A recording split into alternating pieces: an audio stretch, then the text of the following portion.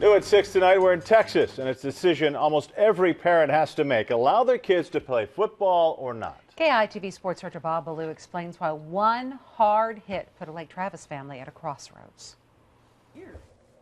The Dolmanet brothers love football. You can just go and beat the crap out of some kids. It's always fun. It's the only legal way to really just pound somebody. Austin and Blake live for those big hits, in part because they had a big brother lead the way. He's a big role model.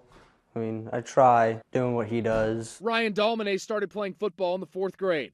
By his junior year, he was on the offensive line at one of the best high school programs in the state of Texas. What seemed like a dream come true, though, quickly became an unbearable nightmare. You feel like you're almost in a dream. You know, school, I couldn't focus. Reading was really difficult. I couldn't do homework. On a Friday night in September, Dolmanet suffered a concussion. You got your bell rung. You maybe sat down. Once you were okay, you got back in there. You know, I'd been hit before and it wasn't a big deal. I'm needed. I think I can play, so I'm going to play. Despite a bit of a headache, Dolmanet returned and finished the game.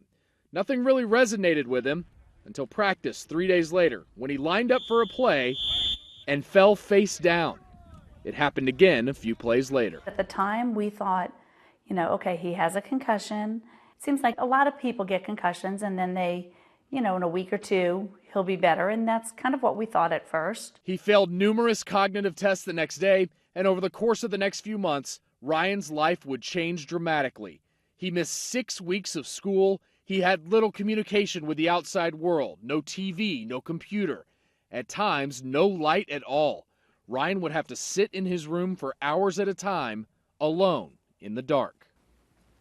I couldn't do anything. From going from, 12-hour days with school and football and homework to just not doing anything all the time is really frustrating. He's been playing, sports since he was 4, and then boom, it's all gone. That's hard. It wasn't much of a decision when he wisely opted to cut his playing career short and miss his senior season. It's a scary process. It's really eye-opening. It never really crossed my mind to go back. It wasn't worth it. As much as I love football, if what I love is going to affect me in the future, then it wasn't something I wanted to do.